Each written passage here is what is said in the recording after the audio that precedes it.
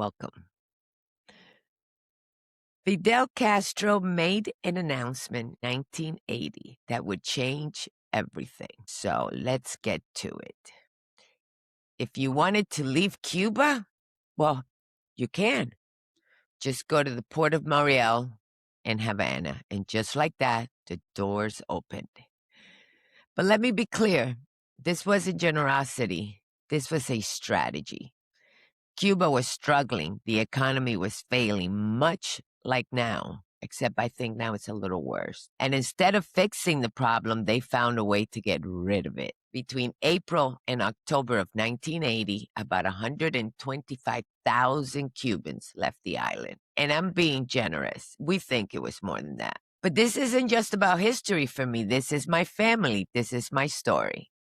We had already escaped Cuba, 1977. So I was about 13, 12 or 13 when this happened. And when I say escaped, I meant that. My dad had been incarcerated under that regime. He wasn't really free when we left. Not the way people think of freedom. He was on parole when he left that island in 1977. So when people talk about Cuba like it's just politics, not for us. It was survivor. So Mariel Boatlift is announced. People in the U.S., Cuba exiles, start getting their boats, big one, risking everything, just getting everything ready, and there they go. My dad and his friends rented a large boat, a yacht, to go back to Cuba to get my mom's family. Now think about that for a second. You escape a country that locked you up, then you go back, and then no politics, that's family. But that had to be scary. So I asked my dad, how did you feel? He goes, I never left the boat. So when you get there, it was chaos. Boats everywhere, hundreds of them, people coming from Miami heading straight into Cuban waters. My dad told me it was a scene you had to be there to see it. He cannot describe it. You arrive, you turn your list in and the names of your family, and then you wait. Days, sometimes a week. According to my dad, the process took about a week. Again, they just wanted to keep you there so they can make money. Now, during that time, hotels were available for the captains and the crew, not my dad. My dad stayed in the boat because he had already lifted. He had already been locked up. He knew how fast things could change if anybody recognized him or his name came up anywhere. So he stayed on that boat. He didn't step off. He didn't risk it. So that fear, that was real. Meanwhile, others went into the hotels, and what they described was something else. Money flowing, American dollars only allowed. Whiskey, cigarettes, entertainment, if you know what I mean. Even drugs. It was the 80s, after all. The party was in full swing. This was just a huge party in Havana. This was business. So it was a strategy to get everybody to pay with dollars. For the regime, they were making money off people trying to leave, and then came the part that no one was ready for. Yeah, because there's always something with these communists. The government asked the skippers, how many people can your boat hold? And once you answer, they filled it. Not just with family. My dad's boat came with about 150 additional people. Yeah, you didn't know who they were. You go to save your family, and now you're responsible for strangers. That wasn't told prior to the boats going there. This was well played. This is where it gets uncomfortable. There were prisoners released. There were people from mental institutions, and whether people wanted to soften that today or not, the men on those boats had no control. They had to take them. Once they realized what was happening, it was too late. What were you going to do? Leave family behind? No. So they complied.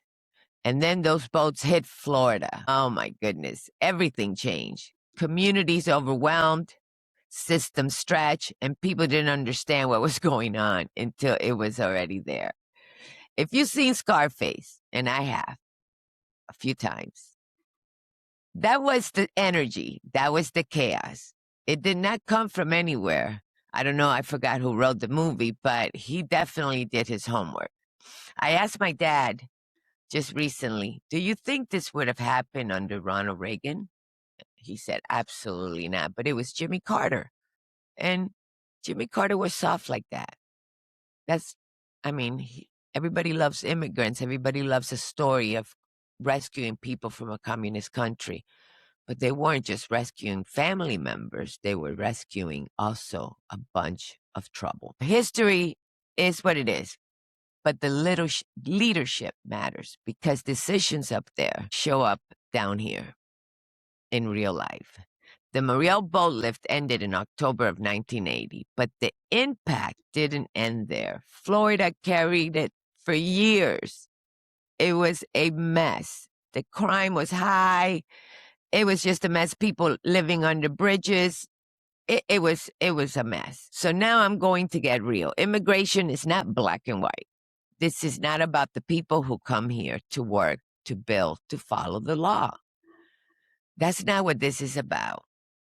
This is about what happens when there's no control, no structure, no accountability, which is what we are seeing right now. And although Trump has deported a lot of criminals, believe you and I, there's still much more around because they got scattered. It wasn't like with the Mariel, everybody was in Florida. This was distribute across the country. So think about that for a minute. So we don't know who's in here. You don't just bring in people, you bring in problems. And when your system has to absorb it, what do? It's your neighborhood, your communities. But make no mistake, the people that suffer more are those inner cities because we lived in Coral Way close to Gables.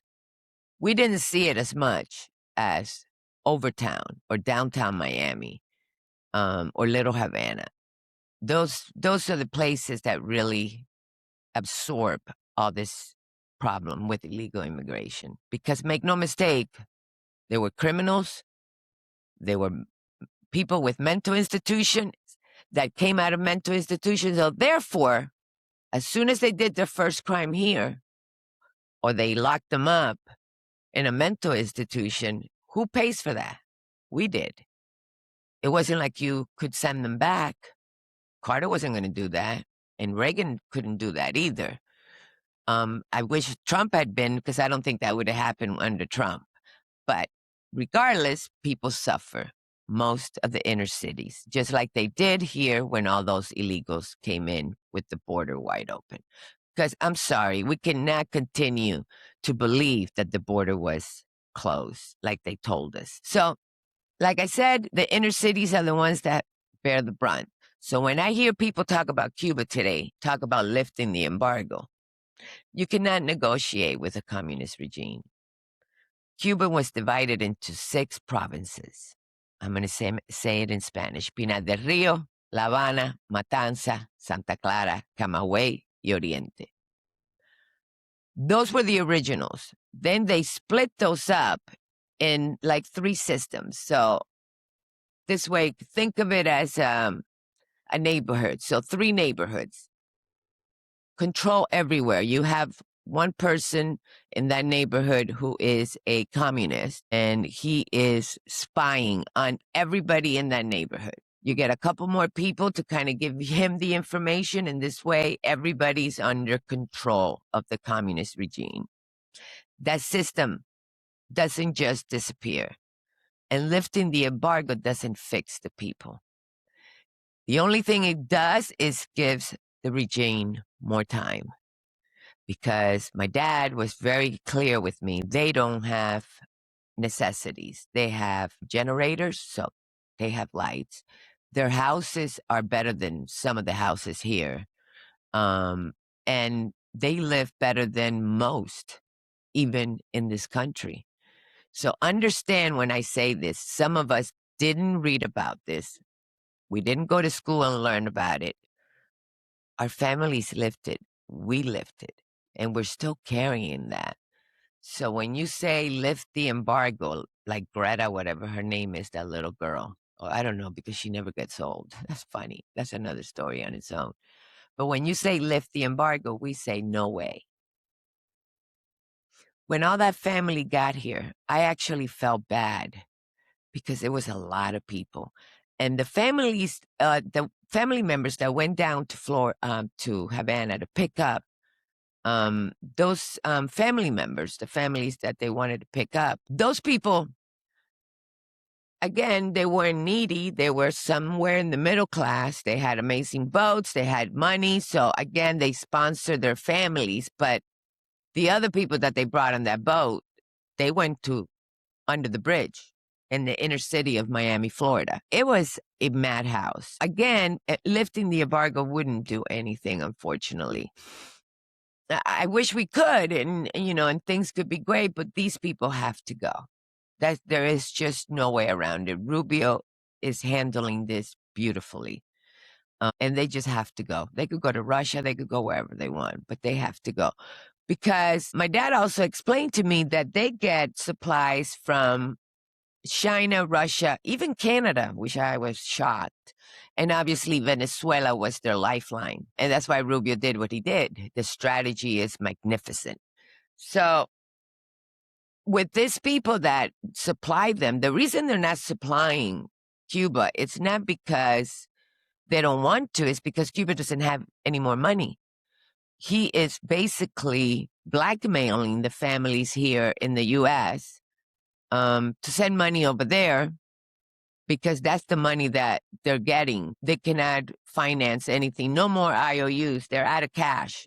And Rubio played it brilliantly because that's the only way to bring these people down is to strangle them so they don't have the control of the money. Once you have money, you could stay there longer. You could buy because these communist countries have had it up to here with Cuba. I mean, they're a bunch of fucking liars and and again, my apologies, they're just communists. That's what they do. They lie, they breathe it. They wake up in the mornings and that's what they do. They lie. It's in their DNA, which is really hard to understand.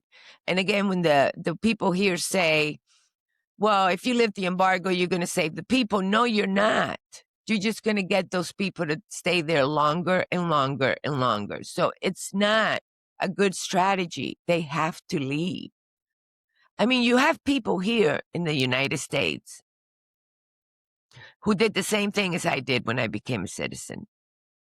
They pledge allegiance to the flag. They take their oath, but they didn't take that to heart.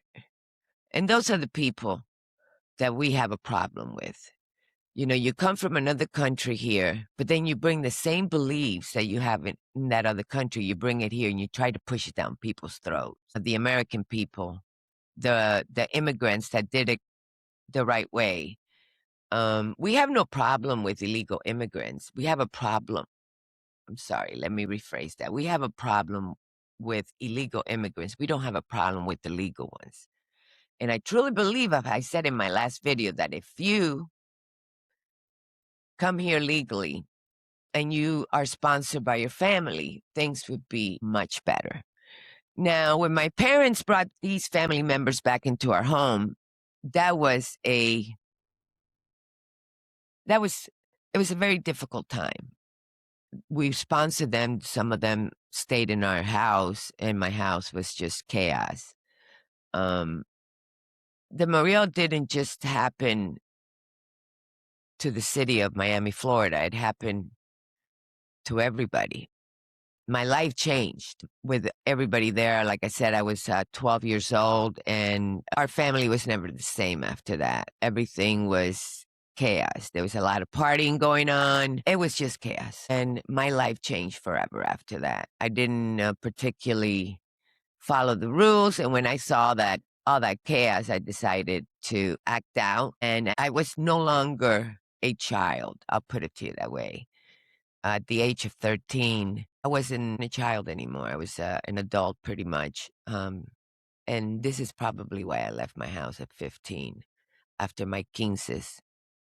I don't even know how I got through my quinceañeras because I was wasted. The drugs started playing a role big time. Again, it was the 80s, and the home and destruction of, the home, the structure of the house, the rules, everything just went out the window. Everybody was doing their own thing. Nobody gave a shit about anything, and everybody was out for themselves. And that changed my world. But anyways, that's another story. I love you. Thank you. Please subscribe. Hit that subscribe button. Share if you have to. I know that this is not really in today's topic, but again, this was just a foundation for you to know and get to know me. And like I said, I was a young mother at a very early young age, I should say.